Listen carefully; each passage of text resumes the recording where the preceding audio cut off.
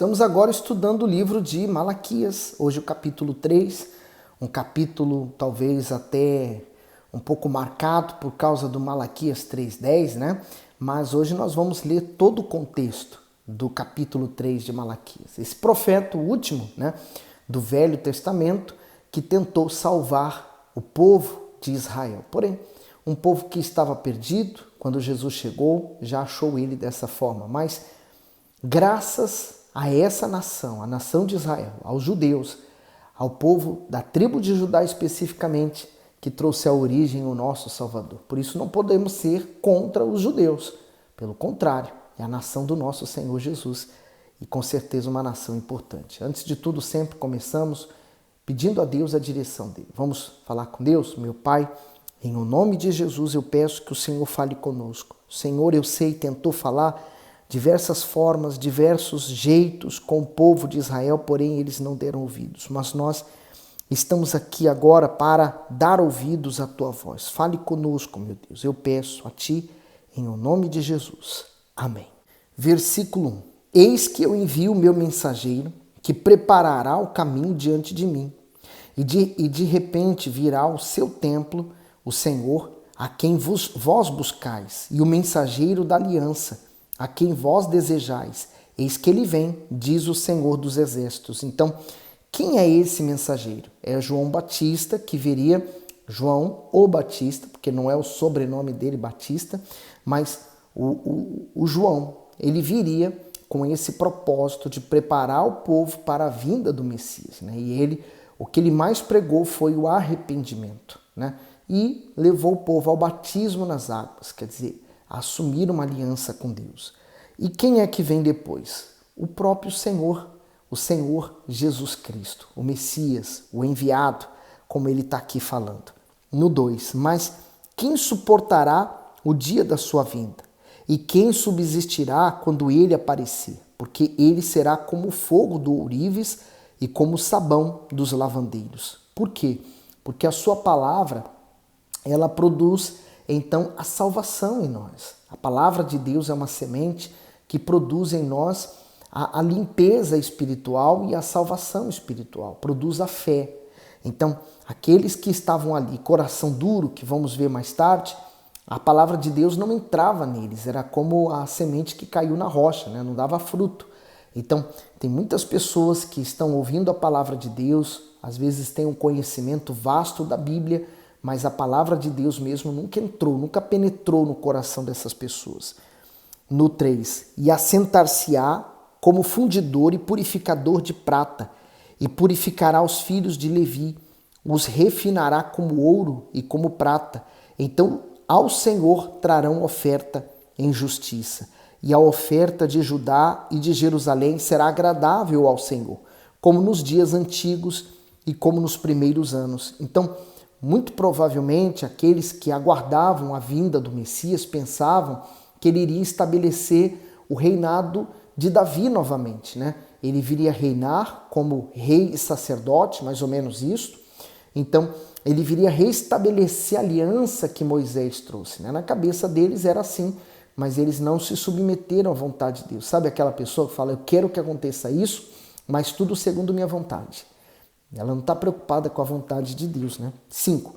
E chegar-me-eis a vós para juízo e sereis uma testemunha veloz contra os feiticeiros, contra os adúlteros, contra os que juram falsamente, contra os que defraudam a diarista em seu salário e a viúva e o órfão, e que pervertem o direito do estrangeiro e não me temem, diz o Senhor dos Exércitos. O comentário diz assim: o mensageiro da aliança é o Senhor Jesus, que em sua primeira vinda se apresentou para reconciliar o homem com Deus.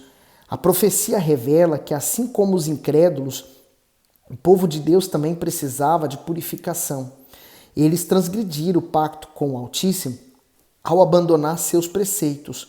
Por isso, a advertência divina contra o pecado é mostrada por meio das metáforas do fogo do ourives, que serve para eliminar toda a escória do ouro e deixá-lo refinado, e do sabão dos lavandeiros, que se refere a um produto altamente branqueador. Deus deseja um povo puro e santo para que possa apresentar a ele ofertas justas. Isso se torna possível mediante a obediência à palavra e a purificação proveniente do sangue do seu Filho. Porém, na segunda vinda, o Senhor Jesus não oferecerá mais oportunidades de salvação, mas se manifestará com justiça e ira para julgar todos os que o rejeitam. É muito forte. E eu quero até destacar aqui o capítulo 5, que ele fala, a testemunha veloz contra os feiticeiros, contra os adúlteros, contra os que juram falsamente. Quantas pessoas, dão a sua palavra, mas a sua palavra não vale nada. Contra os que defraudam o diarista em seu salário. E hoje nós atendemos muitas pessoas que elas são defraudadas pelos seus patrões. Os seus patrões, às vezes, por causa da simplicidade daquela pessoa, tiram vantagens dela, negligenciando o imposto para que ela possa se reformar ou se aposentar no Brasil, que se fala. E tem gente que é assim, tem funcionários também, empregados, que defraudam seus patrões. A viúva, o órfão, que pervertem o direito do estrangeiro e não me temem. E quantas pessoas, por exemplo, saem dos seus países de origem e vai para outros países, por exemplo, pessoas que chegam aqui de diversos países e chegam aqui em Portugal, chegam ao ponto de passar fome, porque às vezes trabalham um mês inteiro em busca de um salário e por aquela pessoa não ter nenhum documento, eles tiram vantagem daquela pessoa e fazem a pessoa trabalhar de graça para eles e depois vão embora, mandam a pessoa embora e ela vai recorrer a quem?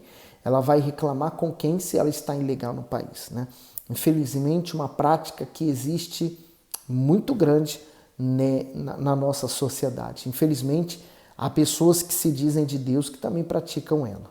No 6, porque eu, o Senhor, não mudo.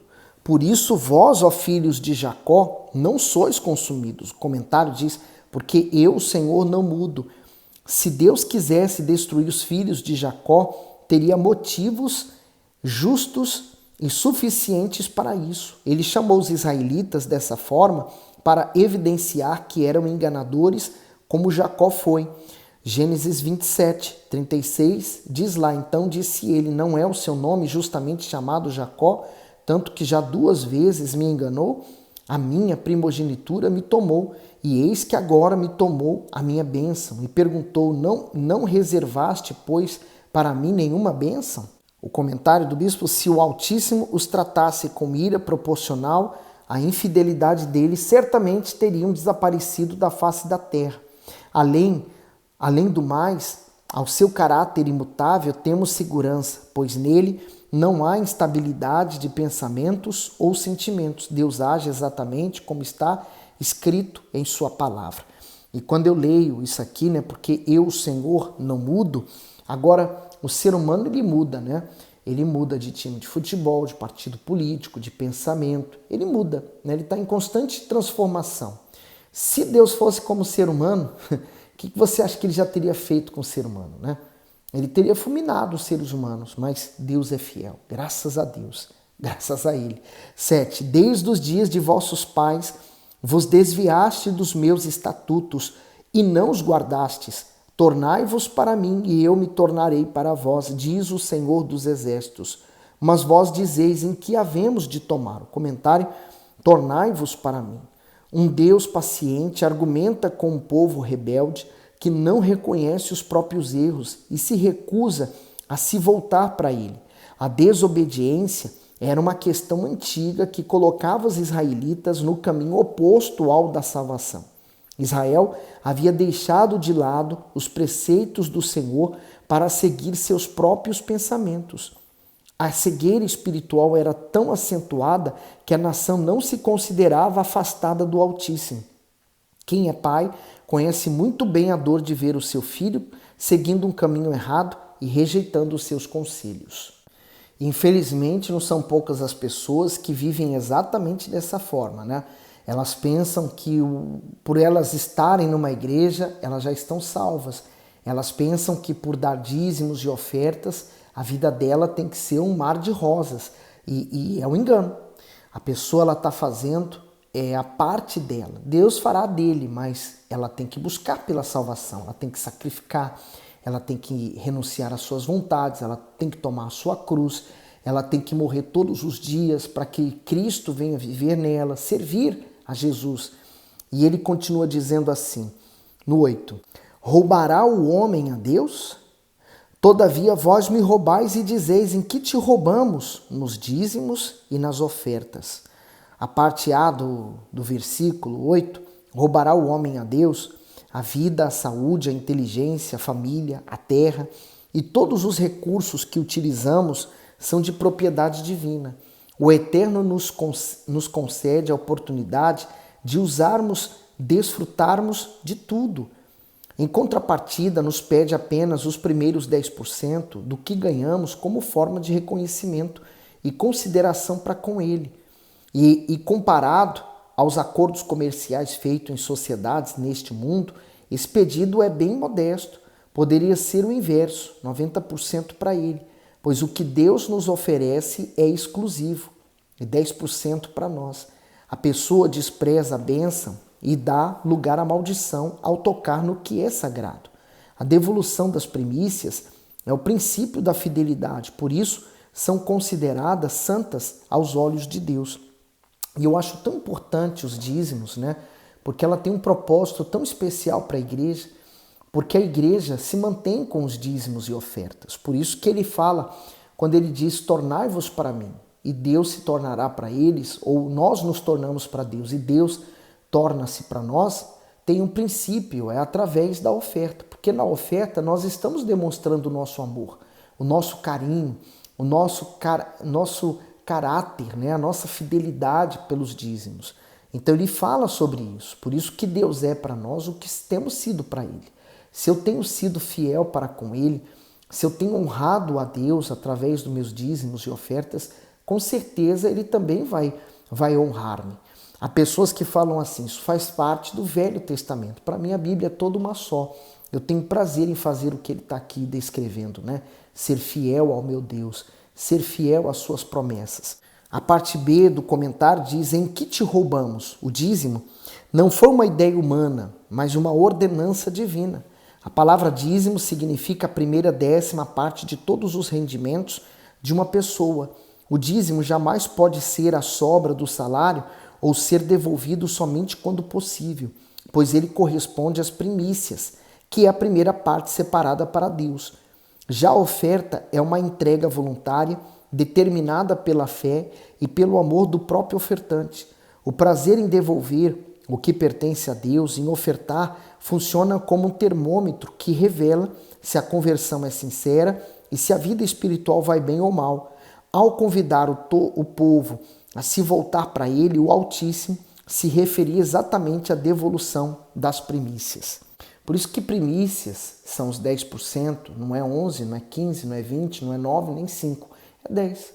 É tudo que Deus pediu para reconhecermos que tudo que temos vem dele. E de fato, quando você entende o dízimo e oferta, você entende o seguinte, a definição, melhor definição que eu posso dar para você é, ele é dono de todo ouro, toda prata, de tudo, da inteligência, da sabedoria humana, a sabedoria que vai além dos livros, da escola, da faculdade, dos cursos, uma sabedoria sobrenatural. Então tudo vem dele, né? Ele me dá isso, ele na verdade me empresta isso. Então eu sou o mero administrador das riquezas de Deus, seja o dinheiro que eu tenho, a casa, o carro, a família, os bens e sobretudo um tesouro que as pessoas não consideram por vezes um tesouro. Mas quando a pessoa está no final da vida, ela vai considerar o tempo.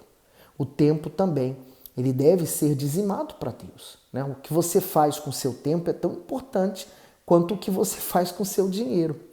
Guarde isso. 9. Com maldição sois amaldiçoados, porque a mim me roubais, sim, toda esta nação. A Bíblia fala de duas coisas, né? Ele fala sobre a maldição. Com maldição sois amaldiçoados. Mas quais são essas duas coisas? Se eu obedecer, as bênçãos vão me alcançar. Se eu não obedeço, então as maldições, eu vou sofrer as consequências. É como pagar o preço, né? A pessoa que, por exemplo, ela vai fumando ano após ano. Apesar deles colocarem a foto de uma pessoa cancerosa, né, na embalagem, não muda nada na vida da pessoa que fuma. Mas a pessoa está lá fumando, fumando, e dizem para ela, olha, cuidado, você pode ter um câncer de pulmão. E a pessoa não se importa. E um dia ela tem o câncer de pulmão. Então assim também. São consequências das minhas atitudes. Deus não é o culpado da maldição. O comentário que o bispo faz diz assim: com maldição sois amaldiçoados. A desobediência anda de mãos dadas com o fracasso. As regras eram claras desde o início.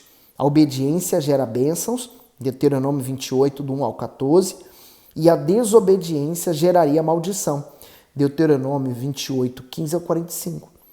Que pai não tem prazer em honrar e confiar seus bens a um filho fiel? Porém, muitos dentre o povo rejeitaram obedecer a Deus, por isso padeceram pelos próprios erros. Assim, acontece hoje. A maldição não é uma ameaça divina, e sim uma consequência da infeliz escolha de desprezar o Senhor ao invés de honrá-lo.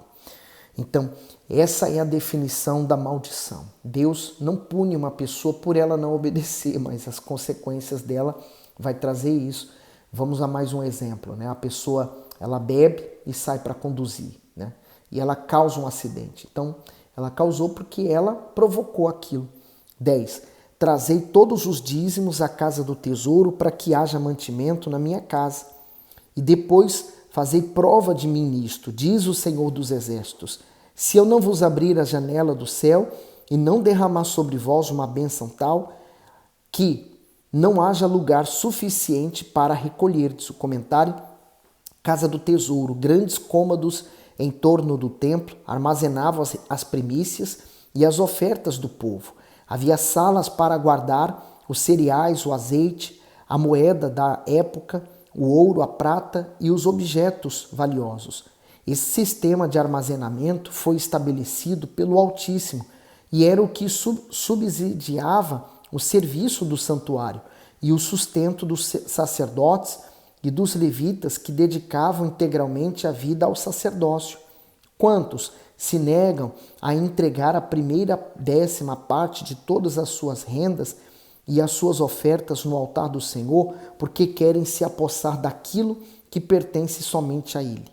Acham-se superiores à palavra e no direito de mudar o que ela estabelece. Outros desejam entregar uma parte apenas, ao passo que a ordem é todos os dízimos. Não é do nosso jeito que devemos obedecer, e sim da maneira de Deus.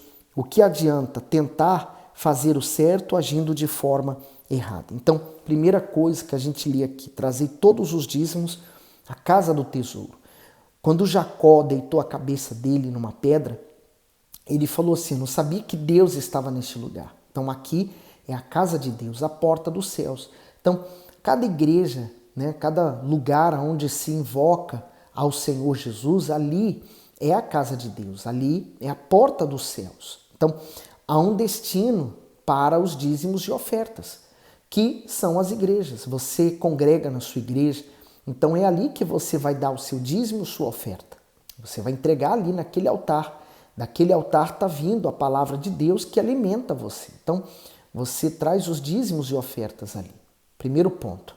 Há pessoas que pensam assim, eu vou pegar o meu dízimo, vou dar para uma instituição, vou fazer caridade.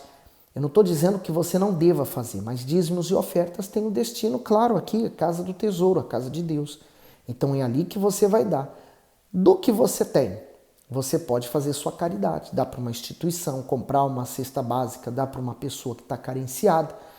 Nada impede de você ser uma pessoa que faça ajuda ou ajude os outros, mas dízimos e ofertas tem que ser no altar de Deus.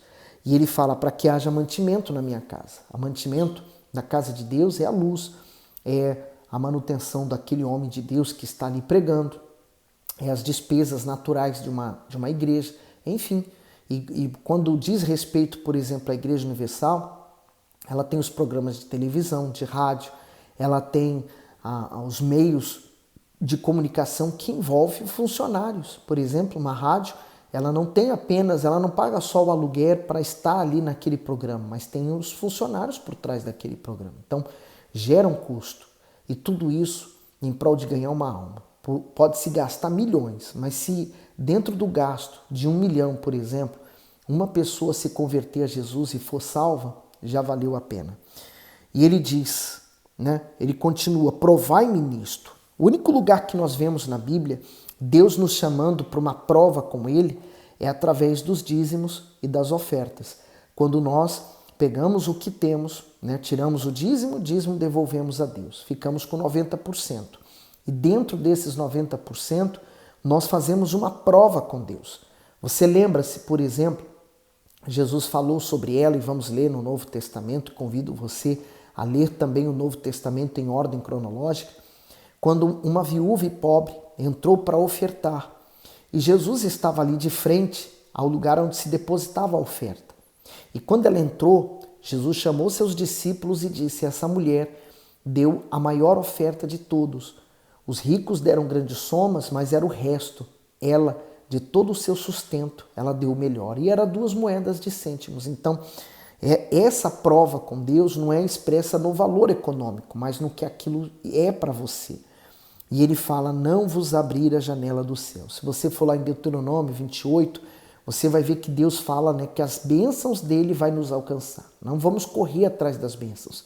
Elas virão até nós. Então, essa é a perspectiva da janela dos céus. E para aquele tempo, a chuva no tempo certo, antes e depois, ela vinha no período certo para poder fazer e formar o melhor fruto.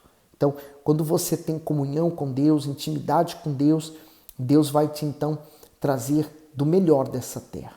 E aí ele diz no 11, por causa de vós repreenderei o devorador, e ele não destruirá os frutos da vossa terra, e a vossa vide no campo não será estéril, diz o Senhor dos Exércitos. Comentário do 11, repreenderei o devorador. Somente a fidelidade na devolução das primícias impede a ação do devorador. Já a infidelidade não só retém as bênçãos, como dá liberdade para o espírito devorador consumir o fruto da terra. Astutamente o diabo mina as finanças do infiel, provocando enfermidades, prejuízos, investimentos errados, dívidas e outros males. Já o fiel recebe de volta multiplicado tudo aquilo que oferece a Deus. Subtraído do altar, o que lhe é devido resulta em perdas muito maiores do que aquilo que lhe foi negado. Por isso que o amor, né, o amor na tradução da Bíblia, o amor real, que não é o amor como esse mundo prega, é dar. Você veja, você pega uma semente e você planta ela no chão. Aquela semente não vai devolver para você uma outra semente, mas várias sementes, ela se multiplica. Então, quando você tem atitude de dar, você também vai voltar para você multiplicado. Quando ele fala do devorador, eu lembro, por exemplo, da minha mãe. Minha mãe vivia em hospitais, doente, então era um gasto. E fora o que ela gastava com cigarro, né? Cada maço de cigarro era caríssimo e hoje ainda muito mais. Então, se a pessoa somar o que ela gasta para sustentar o vício dela durante o mês, ela vai ver que ela está dando para o... Desculpa, né? A verdade. Vamos direto ao ponto. Ela está dando para o diabo muito mais do que o dízimo, muito mais do que 10%.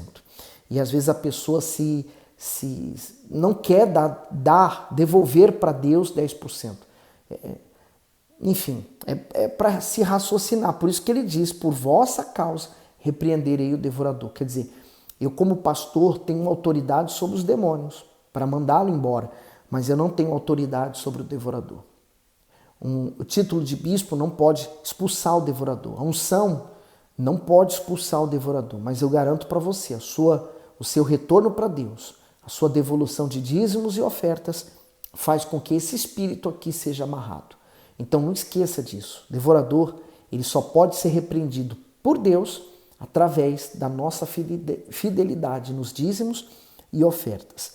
No 12. E todas as nações vos chamarão bem-aventurados, porque vós sereis uma terra deleitosa, diz o Senhor dos Exércitos. O comentário, e todas as nações vos chamarão felizes. Se já é honroso para nós uma pessoa que admitir que somos felizes e abençoados, imagine todas as nações do mundo. Aqueles que têm entendimento compreendem o bem que a obediência gera, como paz, segurança, prosperidade, em detrimento do mal que a desobediência provoca, como dor e aflição. Mas a obediência não nos é imposta. Ao contrário, somos livres para obedecer ou desobedecer. Agora, é necessário estarmos cientes de que, dependendo da escolha que fizermos, teremos à nossa disposição privilégios na terra e no céu, ou sofrimento na vida após a morte por toda a eternidade. Apocalipse 21:8, mas quanto aos covardes e aos incrédulos e aos abomináveis, aos homicidas, aos fornicadores, aos feiticeiros, aos idólatras e a todos os mentirosos, a sua parte será no lago que arde com fogo e enxofre, o que é a segunda morte. Eu entendo também esse 12 da seguinte maneira, né? Deus quer que você o honre com o seu testemunho. O seu testemunho, ele vai fortalecer muitas pessoas que estão dentro da igreja e que ainda não tomaram uma decisão, a fé delas ainda não foi despertada para isto. E vai ajudar aqueles que ainda estão lá fora e estão perdidos. Você vai ser como um farol para eles, brilhando à noite, aonde eles vão se guiar pela sua luz. No 13, as vossas palavras foram agressivas para mim, diz o Senhor, mas vós dizeis, que temos falado contra ti? Vós tendes dito, inútil é servir a Deus. Que nos aproveita termos cuidado em guardar os seus preceitos e andar de luto diante do Senhor dos Exércitos? Ora, pois, nós reputamos por bem-aventurados os soberbos, também os que cometem impiedade, são edificados. Sim, eles tentam a Deus e escapam. O comentário diz, as vossas palavras foram agressivas para mim. Havia dois tipos de pessoa entre o povo daquela época. Aqueles que faziam o que era certo, mas com a intenção errada, e as que, deliberadamente, faziam tudo errado. Apesar disso, queriam usufruir dos privilégios divinos. Os israelitas pronunciavam palavras ásperas para mostrar que era inútil ser fiel a Deus, já que os ímpios prosperavam e eram felizes sem ele. Mas o povo não enxergava que sofria suas penas porque vivia de forma religiosa, oferecendo falsos sacrifícios e mostrando uma adoração ao Senhor sem qualquer espiritualidade. Muitos se aproximam do Altíssimo apenas por interesse no que ele tem a oferecer. Não querem o compromisso de lhe obedecer, e sim resolver os seus problemas. E eu explico isso também da seguinte forma. Um povo a quem Deus havia escolhido gerou então um ciúmes no próprio diabo. É claro que aquele povo que nasceu como judeu, aquele povo de Israel, era um povo visado, amado por Deus, mas odiado pelo diabo. Automaticamente, eles serão muito mais perseguidos do que os outros povos. Os outros povos Deus não havia escolhido. Se eles quisessem se converter, poderiam vir para a nação de Israel. E conheceriam as leis de Deus e serviriam a Deus. Mas aqueles povos já estavam nas mãos do diabo. Hoje acontece o mesmo. Uma pessoa que é amada por Deus é buscada por Deus. Ela é tirada do lodo, da lama, do lixo desse mundo e ela é trazida para o reino de Deus. Essa pessoa é amada por Deus, mas também é muito odiada pelo diabo. Ela vai sofrer perseguições, ela vai sofrer de tudo. 16. Então aqueles que temeram ao Senhor falaram frequentemente um ao outro. E o Senhor atentou e ouviu. E um memorial foi escrito diante dele, para os que temeram o Senhor e para os que se lembraram do seu nome. E eles serão meus, diz o Senhor dos Exércitos. Naquele dia serão para mim joias. Poupá-los-ei como um homem poupa o seu filho que o serve. O comentário do 17, eles serão meu, um Deus de tantas posses, considera os seus filhos como seu bem mais valioso. Enquanto uns eram hipócritas, o desprezavam, um pequeno grupo cria e lhe obedecia. E a estes o Altíssimo considerava tão especiais que eram tratados por ele como joias. Da mesma forma, o Senhor considera aqueles que permanecem fiéis em sua presença. Eles se juntarão aos justos de todos os tempos e serão poupados do dia do juízo. Já a multidão de injustos terá que enfrentá-lo para a condenação eterna. Vale a pena a gente ver Apocalipse 20, 11 ao 15? Ele diz, e vi um grande trono branco, e o que estava assentado sobre ele, de cuja presença fugiu a terra e o céu, e não se achou lugar para eles. E vi os mortos pequenos e grandes que estavam diante de Deus, e abriram-se os livros, e abriu-se outro livro, que é o livro da vida. e os mortos foram julgados pelas coisas que estavam escritas nos livros, segundo as suas obras. E deu o mar os mortos que nele havia, e a morte e o inferno deram os mortos que nele havia, e foram julgados cada um segundo as suas obras. E a morte e o inferno foram lançados no lago de fogo. Esta é a segunda morte. E aquele que não foi achado escrito no livro da vida foi lançado no lago de fogo. Então vale a pena guardar a salvação, guardar a fé, guardar o coração para poder chegar nos céus, não ser julgado, mas ser absorvido e entrar no gozo do Senhor Jesus. 18. Então voltareis e vereis a diferença entre o justo e o ímpio, entre o que serve a Deus e o que não serve.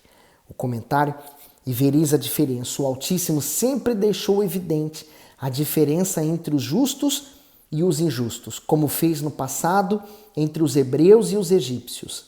Essa distinção se refere à qualidade de vida espiritual, sentimental, familiar, financeira e física daqueles que lhe obedecem, pois ele tem grande interesse de que as demais pessoas também o conheçam, por meio dos testemunhos dos seus filhos.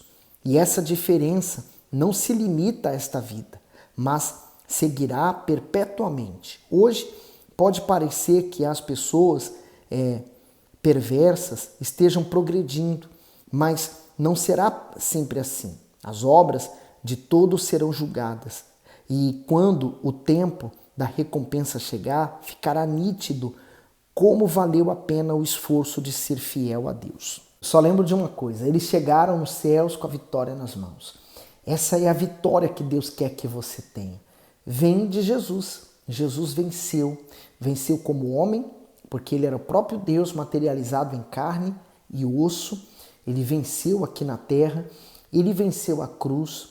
Ele venceu a morte, por isso ele ressuscitou. Está vivo. E ele quer que todos aqueles que nele creem sejam salvos, ressuscitem no último dia. Por isso, quem crê em Jesus nunca irá morrer. Por isso que há diferença entre o justo e o perverso. O justo, quando morre, ele então chega nos céus e ele é ressuscitado à vida. Quando o perverso morre, ele perde o direito à vida e ele vai então viver eternamente longe do seu Criador. Eu não quero isso e nem quero isso para você. Então, lute pela sua salvação com unhas e dentes. Eu falei do dízimo, esse capítulo ficou bastante grande, mas eu acho que vale a pena para conscientizar você. Se você não crê que não deva dar o seu dízimo, dar a oferta, não dê. É uma questão de fé. Quem revela isso para nós é Deus e não o homem. Quando Deus toca em alguém, essa pessoa faz sem se importar a quem. Ela faz porque ela está fazendo para o seu Senhor, para o seu Cristo, independente de quem está à frente recebendo dízimos e ofertas. No tempo de Jesus, haviam muitas pessoas que também eram materialistas, que estavam cuidando do templo. Mas aquela viúva pobre não olhou para quem estava lá. Ela deu oferta para Deus. Os ricos talvez dessem suas ofertas para aparecer para os sacerdotes, para os homens, que eles eram prósperos e que eles eram de Deus. Mas a riqueza era e é um símbolo para o judeu de quem Deus gosta, né? Infelizmente, uma ignorância. Mas dê, se você crê, dê, mas dê para o seu Senhor. E ele vai ser honrado, tá bom? Deus abençoe você. Partilhe o vídeo, dê o seu gosto.